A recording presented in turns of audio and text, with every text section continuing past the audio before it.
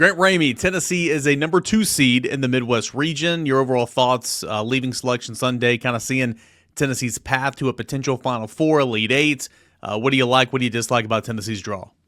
It was fun trying to figure it out to start with. Cleveland and Lexington were the two kind of back and forth, ping pong a little bit cities where you're trying to figure out Tennessee's going to finish ahead of Alabama, if Alabama's going to finish ahead of Tennessee. Once Saturday happened and Alabama lost the way it did to Florida, it felt and Tennessee beat Auburn in the SEC tournament semifinals. It felt like Tennessee was going to get that nod above Alabama and get Lexington, and then for whatever reason on Sunday there started being some talk about maybe Cleveland was back in the mix, and so it's fun to try to figure that out. But at the end of the day, as soon as Vandy popped up in Cleveland opposite of Alabama, you knew that that wasn't going to happen because Tennessee's already played Vandy twice, and you can't. Bracketing rules forbid being the number two or being opposite of a team you've already played twice. You can't play a team for a third time in the second round of the NCAA tournament is what I'm trying to say. So when that popped up, it was kind of relief because it makes life a lot easier when you only got to go to Lexington opposed to Cleveland, and the possibility of going to Indy for the second weekend opposed to Newark should Tennessee get there. Wofford is a team that's, they lost 15 games. They're only here because they won their conference tournament, the Southern Conference tournament. It's not the Wofford from 2019 that won the first round game. I can't remember who they beat, maybe as a 12 seed, and then they lost to Kentucky in the second round. So it's a good matchup for Tennessee, I think, because it's one of those teams that, Gonzaga is an 8 seed. I don't know how that happens. They're a top 10 KenPom team, so it's not like Tennessee's getting a team that does not deserve to be or should be higher. That's just down on the number 15 seed line for whatever reason. It's a team that's here because they won their conference tournament. It's a team that Tennessee should beat in the first round. It's a team that Tennessee should get to the second round, and then you go from there with UCLA or Utah State. Yeah, you kind of look at this bracket and the way that it unfolds for Tennessee. You see Tennessee down there, the 2 taking on Wofford, the 15. You win that one, you'll take on either a 7 or a 10, UCLA, Utah State.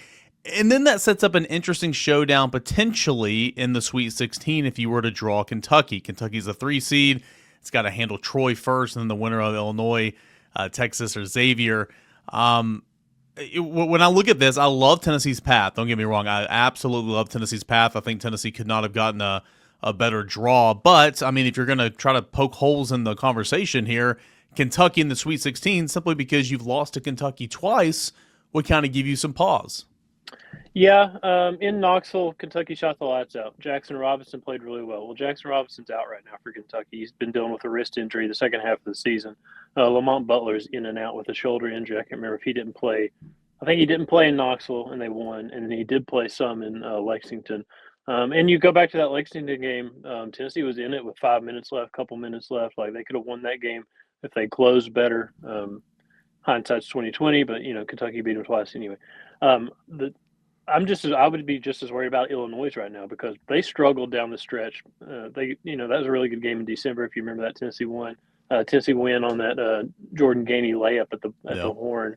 That was an awesome game. They got a lottery pick at point guard, Yakachunas, or however you say his name. Like, he is a really, really good basketball player. They got really good pieces, but they dealt with illness throughout the kind of the Big Ten schedule, like an extended period of time where they were struggling. And then the last couple of weeks, man, they started putting it together and playing up to their potential and playing really well. And it kind of felt like, man, that could be a 6 seed in the tournament that could mess people up. They kind of flamed out and crashed and burned a little bit in the Big Ten quarterfinals, I believe, Friday night, maybe against Maryland. But I think that's a really good basketball team. So you look at the 6 with Illinois, you look at the 3 with Kentucky. And, of course, if those are the 2 teams you talk about that time, craziness happens, and maybe neither of them are there. Who knows what it looks like?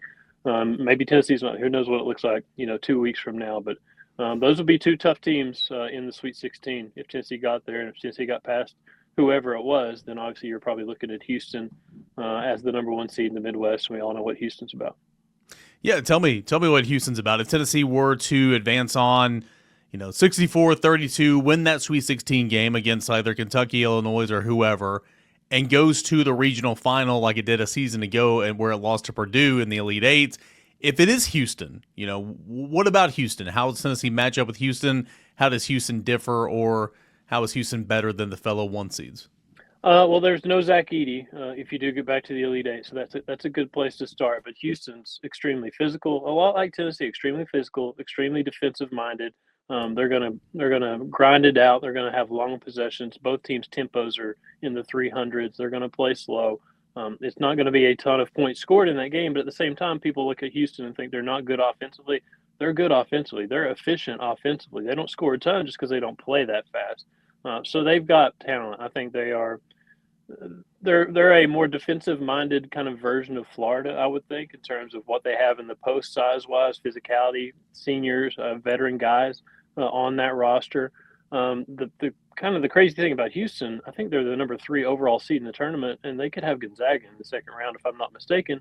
And like we talked about, Gonzaga is a top 10 KenPom team. How they're a number 8 or a number 9 seed, I can't remember what they are, is crazy to me. Like it doesn't make any sense. Like if you're that high on KenPom, so that's not a great draw for Houston. But Houston's number 1 seed. They've won 30 games, so you'd expect them to handle their business, and obviously Purdue's the 4 seed. It feels like Purdue's never far away from Tennessee in any of these brackets. I know.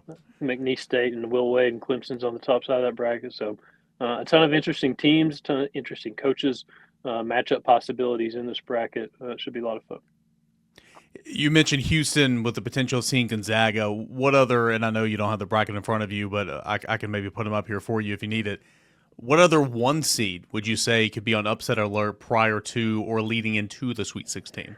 Well, I know Bruce said Saturday he's not panicking because they've lost 3 out of 4, and he repeated it a couple times. He's not panicking. He didn't like that question that was asked of him because they're going into the tournament as the number 1 overall seed, having lost 3 out of 4 games.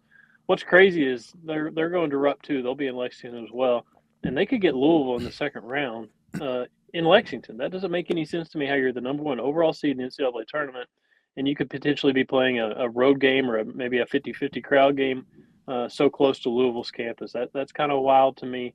Florida, they look like a buzzsaw right now. They could get UConn in the second round. Obviously, UConn is what Dan Hurley's done the last couple of years in this tournament, the margin of victories for his teams. Obviously, this is a UConn team that has struggled. They're a number 8 seed. They're in that 8-9 game for a reason, but it's still UConn. It's still a brand name, so that's going to be tough. And then you look at Duke too, man. Duke is a little bit of a version of Florida too in terms of just how hot they've been the last couple of weeks, how well they're playing. They won the ACC without Cooper Flagg. Now they'll probably get him back at some point during this run. So I think you look at Auburn and I think you look at Houston not because of deficiencies or that they're bad basketball teams, but they just didn't get a very good draw from NCAA. They got draws that just didn't make sense. Like they deserve better, it feels like. How would you? I mean, this past weekend was a lot of fun. Tennessee double bye 4 seed in the SEC tournament, ran away from Texas there at the end because that was Texas's 3rd game in 3 days. Beat the Longhorns, had a 10-point lead against Auburn with 4 or 5 minutes left to go. Got interesting there, but Tennessee was able to hold off Auburn, win by 5, and of course that just a magnificent win for Tennessee at this stage in the season, kind of trying to build some momentum going into the NCAA tournament. And then played, Florida competitively at times, but, kind of ran out of gas there on Sunday. But the SEC tournament was fun. How would you evaluate Tennessee's performance and kind of the way they're playing right now, entering the only thing that matters at the end of the day, and that is the NCAA tournament? I mean, I left the SEC tournament extremely impressed with Tennessee. They've had some moments down the stretch where they just didn't play very good basketball, and it felt like they played 3 days worth of good basketball. They handled Texas. It was kind of bizarro world because their offensive rating, efficiency rating kept going up, and their defensive efficiency rating kept going down. Like they were playing better offense than they were defense, but they played Auburn, for 40 minutes, extremely impressive. They got down 5 there early in the second half. I think they went on like a 26-9 run or something to kind of take control of that game. So that was crazy impressive. And for them to close it the way they did. And Auburn's, they're struggling a little bit. They've had an insanely good year, and I'm sure they'll be fine. But just for Tennessee to handle their business the way they did. And then Florida, man, it's hard to poke any holes in Florida. Like they have size, they have depth in the post. They've got veteran guards that just hit big shot after big shot. They've got, Denzel Aberdeen coming off the bench and causing problems. Like they're going to be a hard team for anybody to handle, especially the way they're playing right now. And Tennessee got down 12 in the first half. They had it down to 6 right before half. If they could have stopped Denzel Aberdeen on that last possession from making that 3 to make it a 9-point game at halftime. Then you got down 13 midway through the second half, and Jordan Gainey goes on that 8-0 run all by himself. And they didn't roll over and die. They didn't. Alabama kind of rolled over on Saturday against Florida and got beat by 22. Well, Tennessee played pretty tough for 35, 37 minutes. So I thought that was impressive. It just felt like Tennessee went to the tournament, SEC tournament, and played 2 of the best teams in the country, 2 of the top 4 seeds in NCAA tournament, and they held their own. And it feels like I don't know. I went into Saturday thinking, man, this is 4 teams in the semifinals that are in the top 6 overall seeds in the NCAA tournament. Like, Yeah. let's see where Tennessee matches up. And they obviously held their own and then some against Auburn. They won that game, and they held their own against Florida too, a team that's played as well as anybody in the country, if not better than anybody in the country. So, and you didn't get anything from Igor Milicic. Some guys got to do some more stuff here. Felix Okpara, Cade Phillips. You got to get more from your inside guys in the NCAA tournament, but to play as tough as you did, to get Jordan Gainey, to get the Chaz Lanier you got for 3 days, to get the Zakai Ziegler you got for 3 days, you got to feel good about where this team is going into the tournament. Grant, you're not going to like me for putting you on the spot like this, but let's hear it, man. Call your shot here on a Tuesday, 2 days ahead of Tennessee getting underway in the NCAA tournament. Let's go back to the Elite Eight and get back to a game with another number 1 seed and see what happens. Tennessee had Purdue tie game with 5 minutes left a year ago in Detroit in the Midwest region. I like Tennessee against Wofford. I like Tennessee against UCLA or Utah State, whoever that is, in the second round just because it's UCLA. It's those 2 teams coming across the country to play Tennessee pretty close to Tennessee's campus, relatively close to Tennessee's campus, I should say. And Kentucky, I mean, Tennessee's probably got a lot of motivation to play Kentucky. And it's hard to beat Tennessee, anybody 3 times in a season, regardless of who you are. So that's obviously a very common opponent, someone you know well. If it is Illinois, that's someone you've already played. It's just going to be a rematch.